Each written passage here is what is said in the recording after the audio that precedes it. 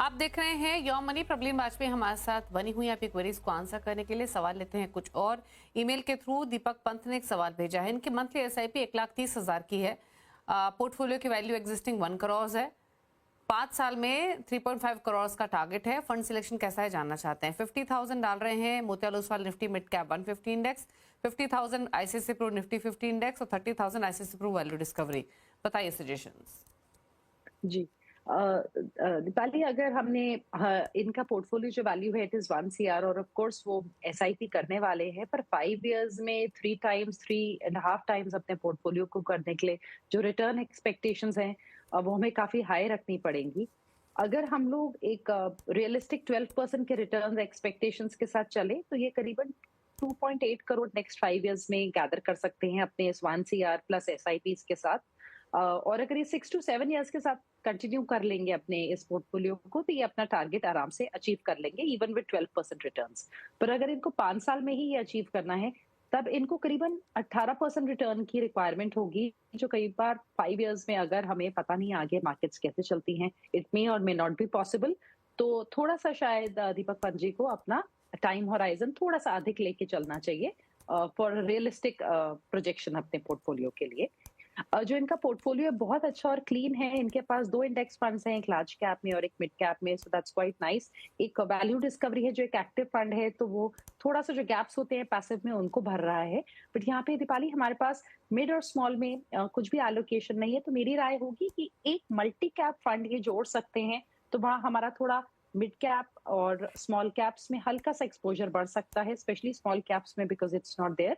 तो निपॉन, कोटक या SBI, I think in तीनों में से किसी के मल्टी कैप के साथ ये जा सकते हैं। वहां पे इनका ओवरलैप थोड़ा कम होगा विद दीज पैसिव स्ट्रेटजीज।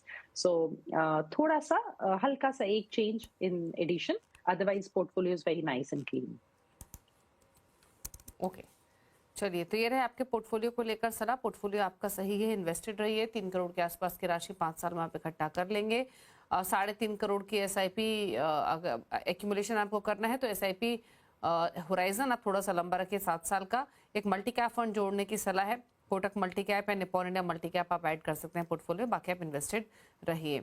बात करते हैं सौरभ कुमार सिंह से। इन्होंने भी सवाल ईमेल के थ्रू मुंबई से भेजा है। 31 साल उम्र है, 12,000 की एसआईपी है, पोर्टफोलियो की वैल्यू 12 लाख है। 20 साल में 1.5 से 2 करोड़ का लक्ष्य है।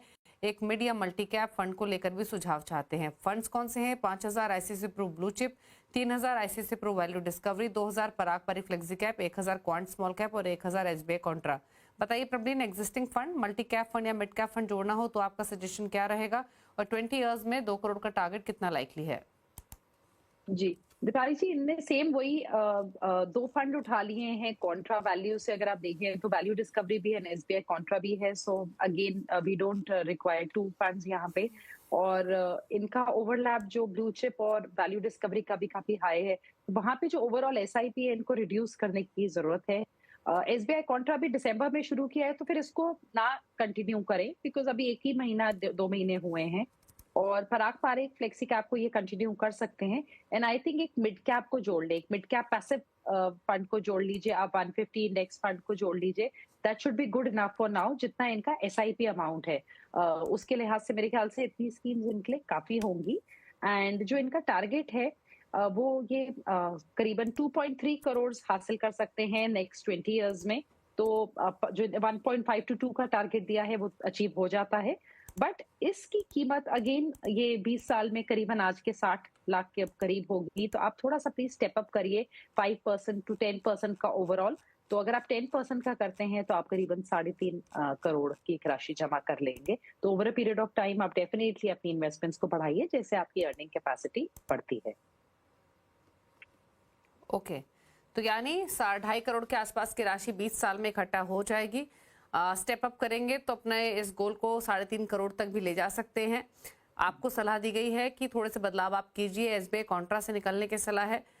निफ्टी मिड कैप 150 इंडेक्स आप एक ऐड कीजिए और साथ ही आईसीआईसीआई प्रू वैल्यू शिप और आईसीआईसीआई प्रू वैल्यू डिस्कवरी, यहाँ भी आपको एसआईपी कम करने की सलाह दी गई है। बाकी इन्वेस्टेड रहिए, लॉन्ग टर्म व्यू लेकर चलिए और अपने पोर्टफोलियो को टाइम टू टाइम रिव्यू करते रहिए। लेकिन चलिए पूछ लेते हैं प्रबलिन के टॉप 4 फंड्स हमारे उन व्यूअर्स के लिए जो प्रबलिन की चॉइस के हिसाब से एक कंप्लीट पोर्टफोलियो, नया पोर्टफोलियो क्रिएट करना चाहते हैं। प्रबलिन बताइए क्या चॉइसेस हैं आपकी?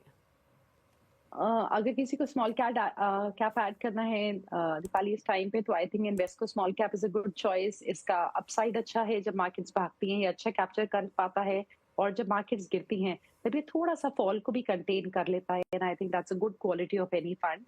उसके अलावा हल्का थेमैटिक सेक्टोरल की तरफ कोई जाना चाहता है तो आईसीआईसीआई का इंडिया अपॉर्चुनिटीज फंड, ये जो स्टॉक्स थोड़े बीटन डाउन होते हैं जहाँ उनको अपॉर्चुनिटी दिखती है आने वाले समय में, उस तरीके के स्टॉक पोर्टफोलियो को कंस्ट्रक्ट किया जाता है। एक सिंपल स्ट्रैटेजी जो हमें एक लार्ज कैप ऐड करना ही होता है वो है निफ्टी 50 की इक्वल वेट स्ट्रैटेजी। ये इस टाइम पे ज्यादा बीटन डाउन है as compared to Nifty 50, but अगर हम लंबे समय का टाइम देखें 20 इयर्स में, तो इसने करीबन निफ्टी 50 को 60-65% ऑफ द टाइम्स बीट किया है। एंड अगर कोई मॉडरेट रिस्क इन्वेस्टर है, थोड़ा रिस्क चाहते हैं और थोड़ा ही एलोकेशन इक्विटी में, तो उनके लिए ट्राई कर सकते हैं वो पराग पारेख का डायनेमिक एसेट एलोकेशन। ये एक 3 इयर्स का मिनिमम होराइजन लेके चलिए, पर अगर आप मॉडरेट रिस्क चाहते हैं तो I think this fund can give you mild double digit returns, and थोड़ा डाउन साइड को कंटेन करता है। जब निफ्टी 12% अभी गिरा है, तब ये फंड करीबन 0.23% अपसाइड पे था, सो इसने अच्छा कंटेन किया है ड्यूरिंग द फॉल्स। ओके, चलिए, तो ये रही आपके लिए रहा राय Invesco India small cap fund, ICICI India opportunities fund, DSP Nifty 50 equal weight index, Parag Parikh dynamic asset allocation, ये चॉइसेस हैं और ये कंप्लीट पोर्टफोलियो के हिसाब से, लॉन्ग टर्म के हिसाब से आपको सजेस्ट की गई है, एक डाइवर्सिफिकेशन को ध्यान में रखते हुए। तो नोट कर लीजिए अगर प्रॉब्लम की चॉइस के हिसाब से आप पोर्टफोलियो क्रिएट करना चाहते हैं तो। चलिए, शुक्रिया प्रॉब्लम शो में आने के लिए और सभी क्वेरीज को आंसर करने के लिए। इसी के साथ एक ब्रेक का भी वक्त हो गया है। योर मनी में इतना ही। ब्रेक के उस पार भी खबरें जारी हैं CNBC आवाज पर। नमस्कार।